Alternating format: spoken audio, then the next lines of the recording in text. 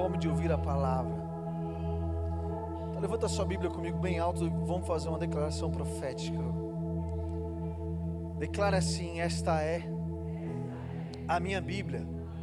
Eu sou o que ela diz que eu sou. Eu tenho o que ela diz que eu tenho. E eu posso fazer o que ela diz que eu posso fazer. Abra ela aí, lá no Evangelho de Lucas, em o nome de Jesus, capítulo 15.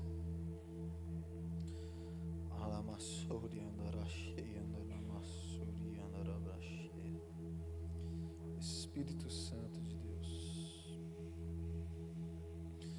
Evangelho de Lucas, capítulo 15.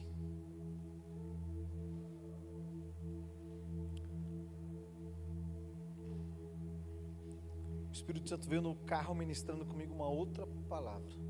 E agora as coisas mudaram. E nós vamos dançar com o Espírito Santo essa noite, sim ou não? Ó, tem 3 crentes aí que vão dançar junto comigo e com o Espírito Santo aqui. Nós vamos dançar junto com o Espírito Santo, sim ou não? Ô glória, deixa ele conduzir essa dança. Amém? Todos encontraram o Evangelho de Lucas, capítulo 15. Vamos direto para a última parábola, a parábola do filho perdido, ou mais conhecida como a parábola do filho pródigo, né? Versículo 11 começa assim: e disse, um certo homem tinha 2 filhos, e o mais moço deles disse ao pai: Pai, dai-me dos bens que me pertencem. E ele repartiu por eles a fazenda. E poucos dias depois, o filho mais novo, ajuntando tudo, partiu para uma terra longínqua, e ali desperdiçou os seus bens, vivendo dissolutamente. E havendo ele gastado tudo, houve naquela terra grande fome, e começou a padecer necessidades. E foi e chegou-se a um dos anciãos daquela terra, o qual o mandou para os seus campos apacentar porcos. E desejava encher o seu estômago com as bolotas que os porcos comiam. E ninguém lhe dava nada. Meu Deus. E tornando em si disse: quantos empregados de meu pai têm abundância de pão, e eu aqui pereço de fome. Levantar-me-ei, aleluia, e irei ter com meu pai, e dir-lhe-ei: Pai, pequei contra o céu e perante ti, já não sou digno de ser chamado teu filho. Faz-me como um dos teus empregados.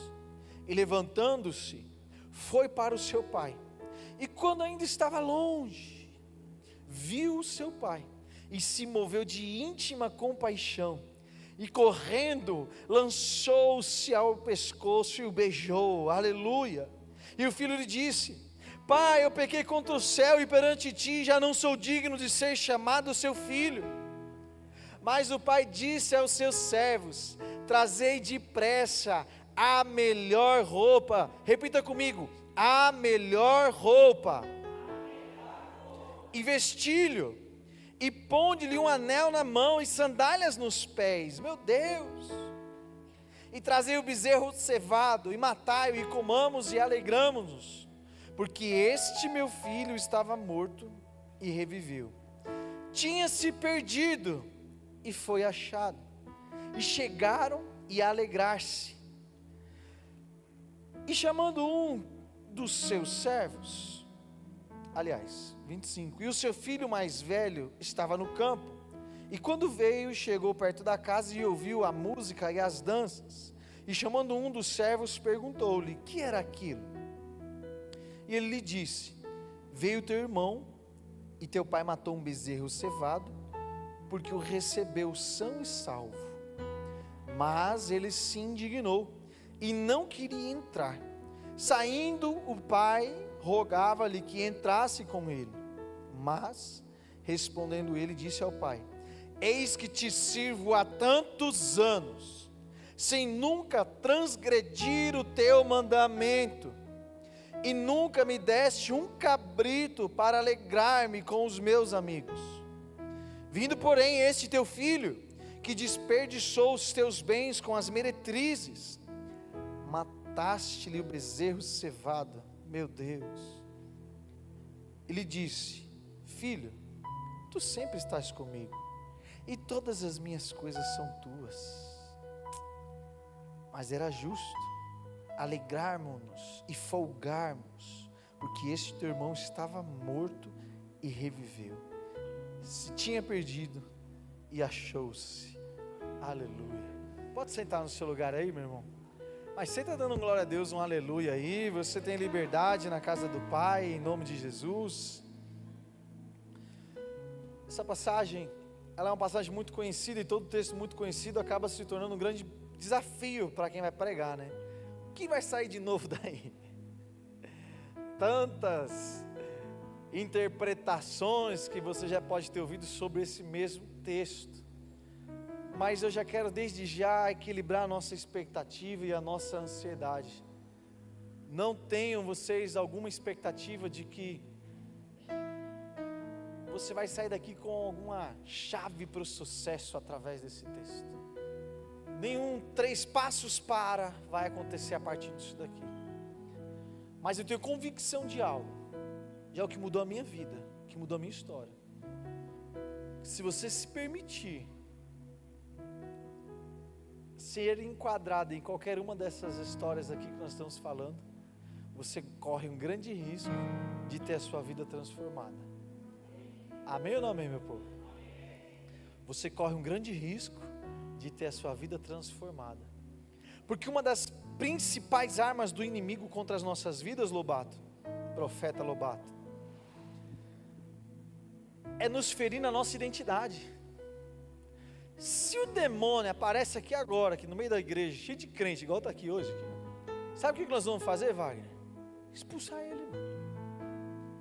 Ele já tem um destino, já existe um decreto sobre a vida dele. Ele é um falido, um condenado, é um condenado. Acabou para ele, irmão. E mais, na cruz, o ato de entrega de Jesus Cristo naquela cruz expôs ele, as suas hostes malignas, os principados e potestades, todos eles foram expostos à vergonha, publicamente, irmão. Foram humilhados pelo ato da cruz. Então essa é a realidade dele, triste, sozinho, chorando. Agora, a verdadeira identidade do cristão, daquele que se torna filho de Deus, é Gênesis 1, 28. Meu Deus! Coloca aqui para nós, por favor, Gênesis 1, 28. Porque quando Deus decidiu criar todas as coisas, Ele criou uma estrutura, Ele criou o jardim, Ele criou uma plataforma, Ele criou o mundo, criou a natureza, criou os animais. Mas então Ele decidiu criar o homem para que o homem governasse sobre tudo que Ele havia constituído e criado, irmão. Então em Gênesis 1, 28, olha só o que aconteceu. E Deus os abençoou, e Deus lhes disse: frutificai, multiplicai-vos, enchei a terra, sujeitai-a e dominai sobre os peixes do mar, sobre as aves do céu e sobre todo animal que se move sobre a terra. Essa é a bênção que está sobre a identidade do Filho de Deus. Amém ou não amém? Governar sobre todas as coisas. Todas, não é quase todas, irmão. Todas, não é todas, menos aquilo ou menos aquilo outro.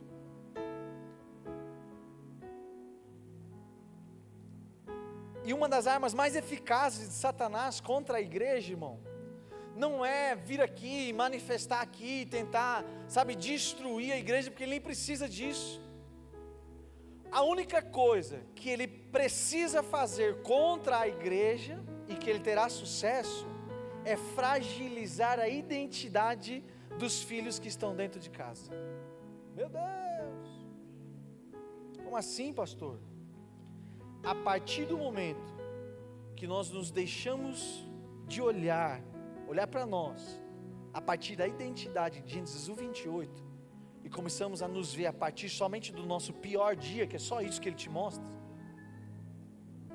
Quantos aqui já viveram um dia mal que marcou tua história? Quantos aqui já viveram isso? Levanta a mão assim. Agora, foi um dia mal?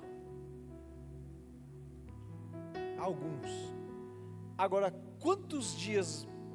Qual a maior quantidade de dias bons, coisas boas que você fez, histórias bacanas que você fez, pessoas que você ajudou, ou dias maus que você teve? Qual a maior quantidade? Dia bom ou dia ruim? Mas sabe o que o demônio faz com a nossa cabeça? Só faz a gente olhar o dia mau. Então dentro da nossa cabeça, velhinha, sabe o que acontece? Nunca mais se vê a partir do que Deus sonhou para nós. Só nos vemos a partir da tragédia, do dia mau. Eu sou arrebentado mesmo, sou falido mesmo. Nossa, é isso aí mesmo. É demônio mesmo, é isso aí, não tem o que fazer não, desse jeito. E a gente se adapta, o ser humano ele é muito adaptativo. A gente se adapta para conviver junto com as dificuldades, irmão. É assim, vai assim. Até doença física. Tem gente que convive com doença física e não vai estar de ir no médico para resolver o problema. É ou não é? Está arrastando a perna assim, já tem 2 anos já. Não tem uma só de sapato que aguenta. Gasta tudo, não. O que está acontecendo, varão? Que deu um negócio aqui, tem que ir no médico. E já faz quanto tempo que você não vai?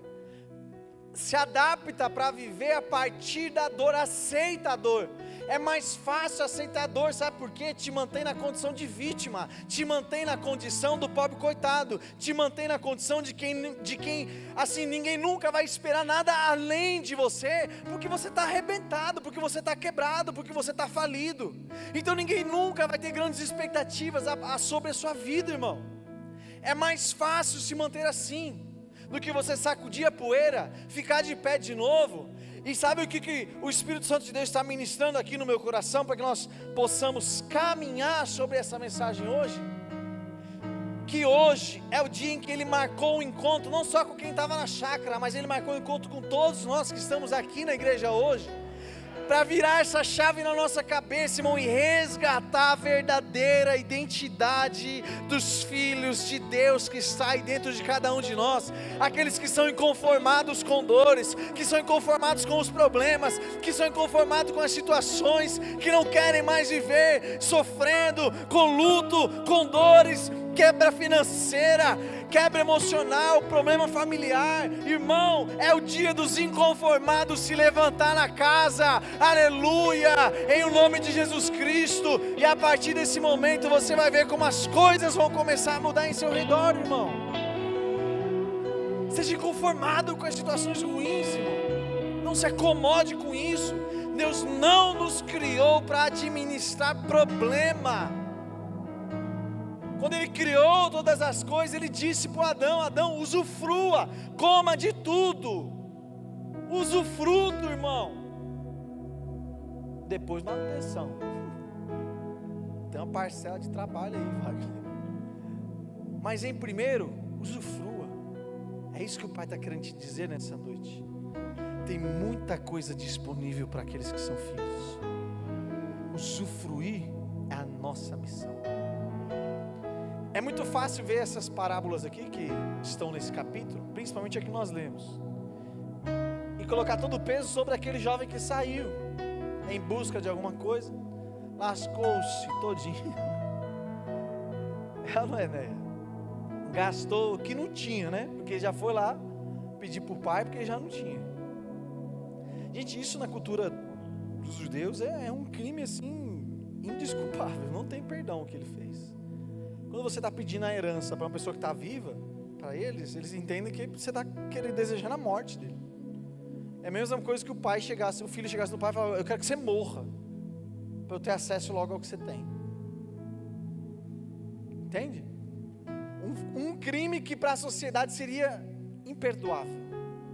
Para os julgadores, não, imagina, você é louco, olha o que ele fez, que vai embora. É muito fácil para nós depositar o peso só sobre esse daí. Mas lá dentro de casa tinha um lá também, que estava dentro de casa e não acessou nada que ele tinha de direito por ser filho, irmão. Agora a porca entorta o rabo. Tu com seu vizinho e fala assim: vai piorar, mas vai melhorar. Fala com voz de profeta em nome de Jesus: vai piorar, mas vai melhorar. Sabe por que vai piorar, Alex? Porque há quanto tempo que existem coisas em Deus disponíveis que nós não acessamos? Meu Deus! Há quanto tempo que nós estamos esperando uma intervenção divina para algo que nós precisamos fazer? Há quanto tempo que nós estamos esperando Deus trazer algo, irmão, que nós precisamos ir lá e tomar posse, é nosso por herança? Olha só como uma coisa é tão maluca. Quando Deus tira o povo do Egito para a conquista de Canaã, levou quantos anos para eles conquistarem Canaã? 40 anos, sim ou não? Agora, sabe o que me deixa indignado, Alex? É porque com 2 semanas, 12 espias sobem a montanha para fazer o quê? Não entendi. O que os espias subiram para fazer o quê? Peraí, agora minha cabeça bugou. Por que levou 40 anos, se com 2 semanas eles já estavam olhando a terra? Tem resposta aí, varão?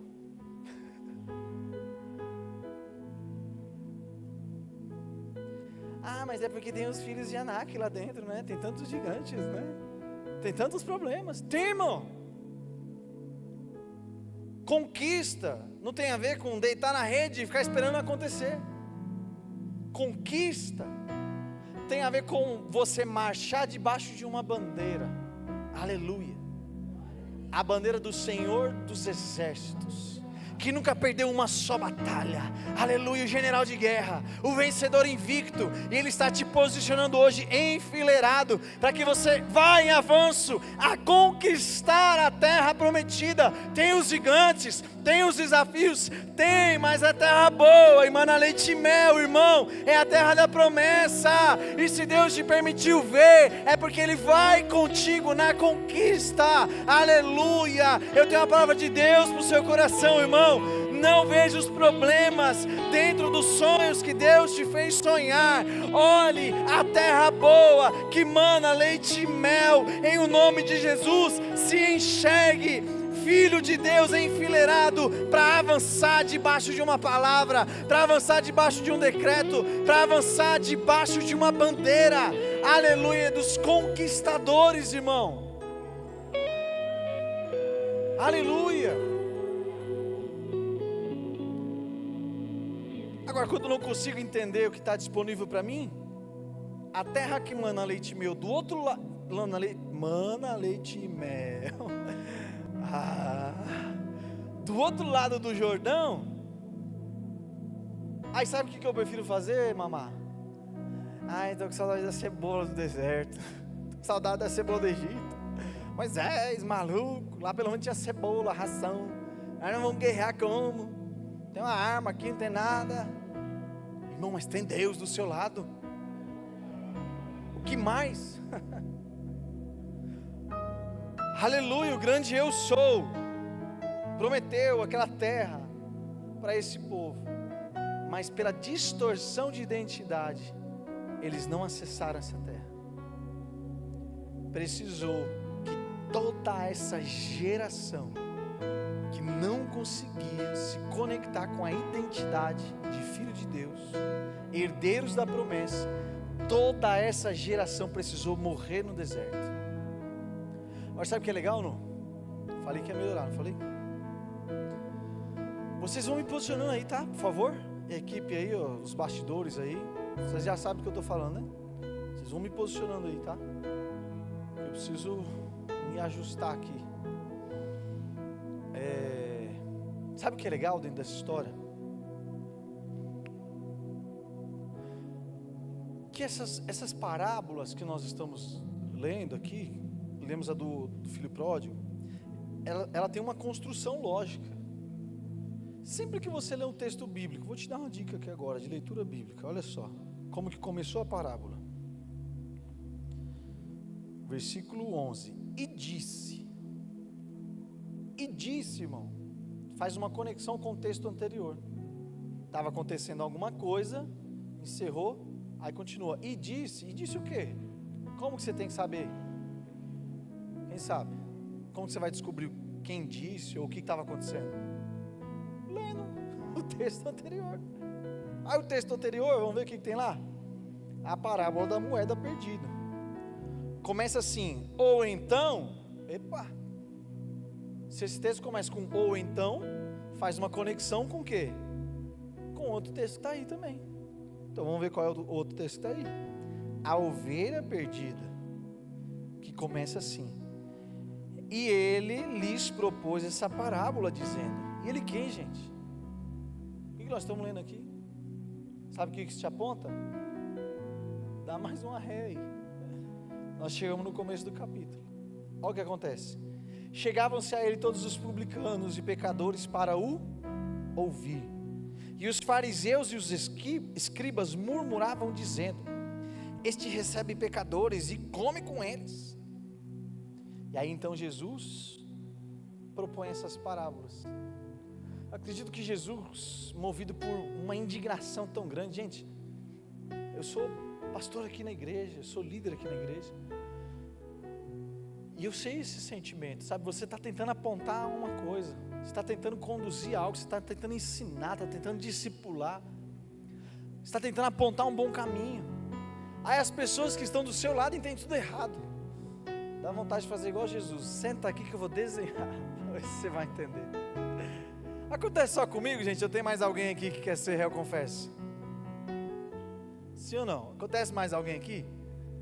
Para não irar e brincar de roxinho com alguém, apertar o pescoço até ficar roxinho, aí se dá vontade de falar assim: ó, não, senta aqui, guerreiro, em nome de Jesus, que eu vou desenhar para você entender.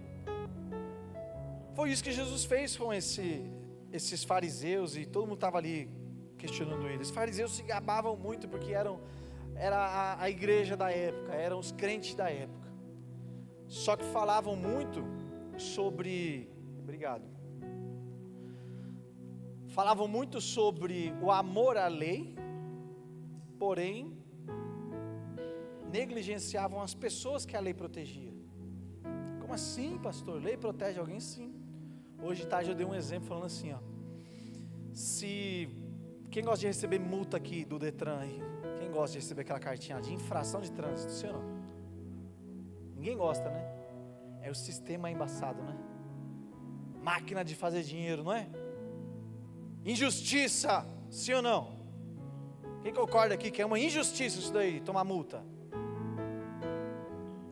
Deixa eu te mostrar um outro lado disso. Você só foi multado porque você passou acima da velocidade permitida naquela via, sim ou não? Se de repente, irmão, uma pessoa cai na sua frente, na frente do seu carro, e você está acima da velocidade permitida, você vai ter tempo hábil de parar o carro? Sim ou não? E a família daquela pessoa que tropeçou na calçada e caiu na rua, e você passou em cima dela, porque você não tinha tempo de frear, porque você estava acima da velocidade. E agora, quem foi o injusto da história?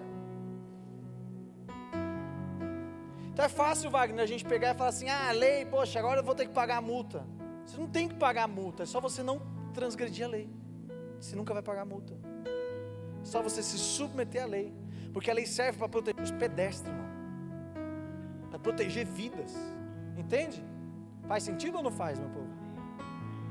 A lei de Deus não é diferente, irmão.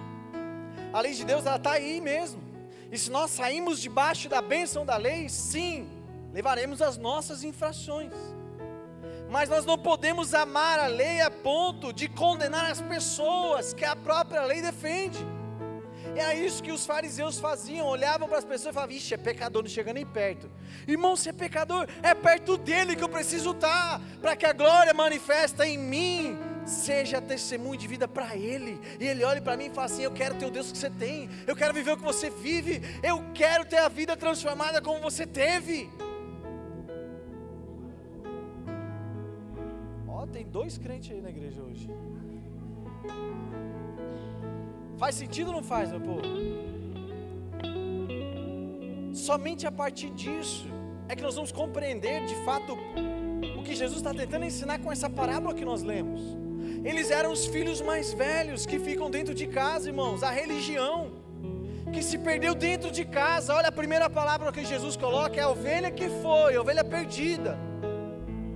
E ali ele, sendo bom pastor, deixou as 99, deixou os que já estão salvos, os que já estão alimentados, os que já estão cuidados, os que já estão estabelecidos, e foi atrás do pecador, foi atrás da que fugiu. E ele estava ali com o pecador, sim. Eu sou o pastor, essa é a ovelha, fujona, eu vim aqui, vocês estão lá, que vocês já estão tudo bem, eu vim atrás do pecador.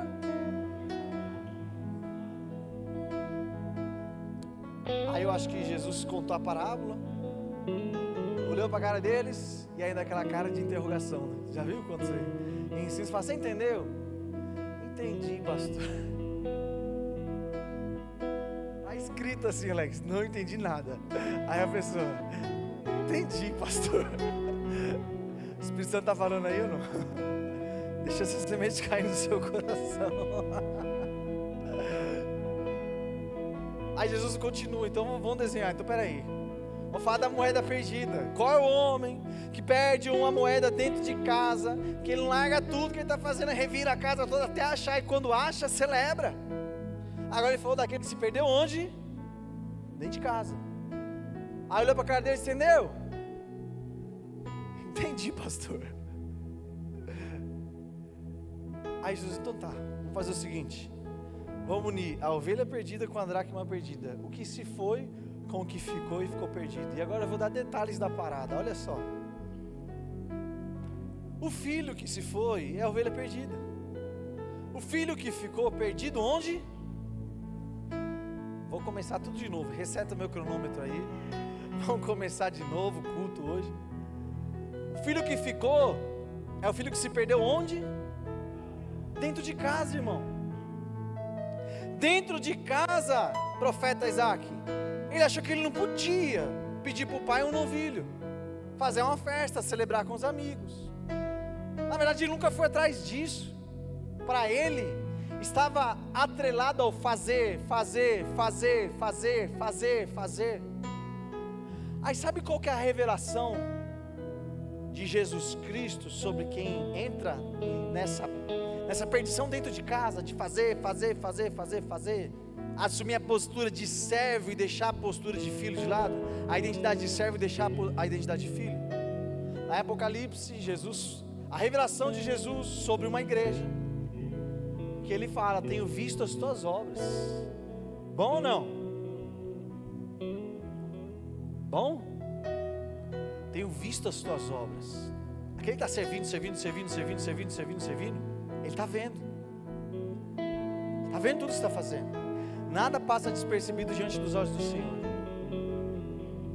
Mas tenho, porém, contra ti, que deixaste o primeiro amor. Sabe o que aconteceu com esse filho que estava dentro de casa? Perdeu a conexão e o relacionamento com o pai dentro de casa. Fazia em nome daquele que ele não tinha mais relacionamento. Então para Jesus, ele falou, você volta ao primeiro amor, ou você vai se perder junto com todas essas suas obras, aí vai tudo para o inferno junto. Tem uma outra passagem da Bíblia que fala assim, naquele dia chegarão diante de Deus, dizendo o quê? Senhor, Senhor, profetizamos em teu nome,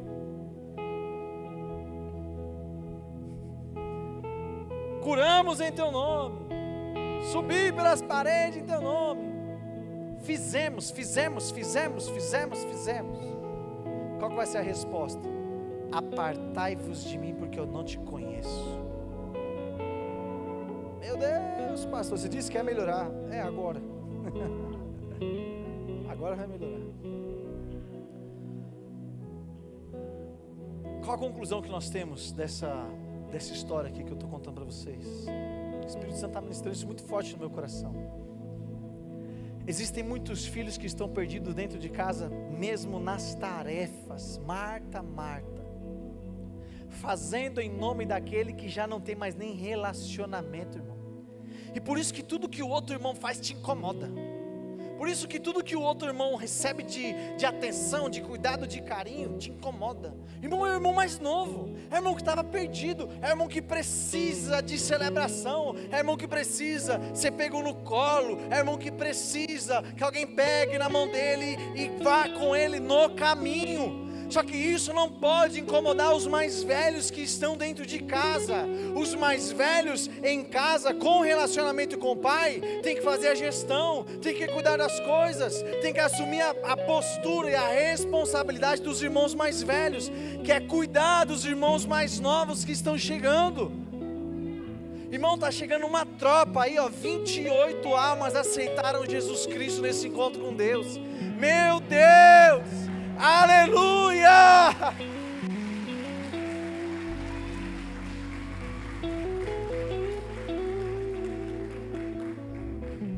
28 almas se renderam a Jesus. Tem 28 filhos mais novos chegando aí, guerreiro. Nós somos os irmãos mais velhos que nós vamos ter que olhar para eles e celebrar com eles, matar o novilho por eles, fazer festa junto com eles, e se necessário, estender a mão a eles a hora que eles tropeçarem, sem ter que ir lá no pai e falar: ô pai, esse menino aí, ó. Não, nós somos os irmãos mais velhos, nós vamos participar do que a família está vivendo, irmão. Nós vamos celebrar os nossos irmãos mais novos, nós vamos ajudar na instrução, na proteção, no cuidado, no discipulado. E eles estão chegando aí. Antes que eles cheguem, eu quero fazer um apelo aqui para o seu coração. Se por algum acaso você se encontra em qualquer uma dessas duas figuras, tanto o que foi e está chegando como um dos filhos mais novos, você está ouvindo aqui, irmão, tem uma casa pronta para te receber. Aleluia. Tem uma casa de braços abertos aqui, pronta para te receber de volta, para cuidar de você, te alimentar, te dar tudo que no mundo você não tinha, te dar tudo que no mundo você não tinha acessado.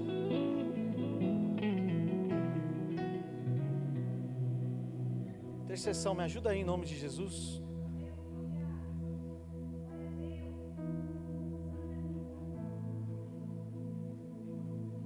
Pode ser que você seja esse filho mais novo, que se identificou com essa história e hoje está querendo falar assim: eu quero voltar para a casa do pai. Eu cansei de tentar lá fora, me iludir com as propostas lá de fora, e eu entendi que para mim existe um lugar que eu vou ser cuidado, existe uma casa, existem coisas disponíveis, existe algo atribuído à identidade de filho. Eu não quero mais andar por aí desconhecido, ser maltratado como um desconhecido, como um estrangeiro, como aquele que ninguém atribui valor, irmão. Nem as bolotas dos porcos não deram a ele. Se você está aqui hoje, cansou de implorar por bolota, irmão, e porta fechada na sua frente, eu quero te ajudar a fazer essa oração, a ingressar nessa família espiritual. Tem alguém que gostaria de receber essa oração hoje? Fazer essa oração junto comigo? Aleluia! A senhora pode vir aqui à frente que eu quero orar junto com a senhora em nome de Jesus. 29, oh glória!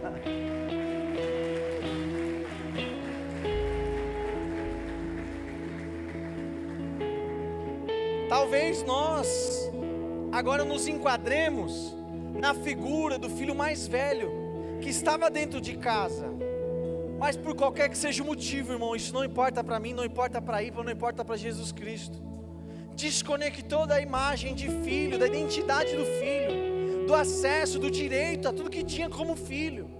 Irou-se até com os irmãos mais novos, e hoje gostaria de conectar de novo com o pai. Fala assim: pai, me perdoa, vamos fazer aliança, me deixa assumir aqui a posição do filho mais velho, me dá condições, pai, de cuidar dos filhos mais novos que estão chegando aí, 29 almas que eu vou precisar ajudar a consolidar. Eu preciso me envolver, eu preciso fazer parte, eu preciso abraçar os meus irmãos mais novos, apontá-los em um bom caminho. Tem alguém aqui nessa noite que gostaria, irmão, de fazer essa oração junto comigo, sabe, aliançar com o pai nessa noite, fazer esse vínculo com o eterno, de que nós vamos consolidar esses frutos que estão chegando aí. Tem alguém que gostaria de fazer isso nessa noite?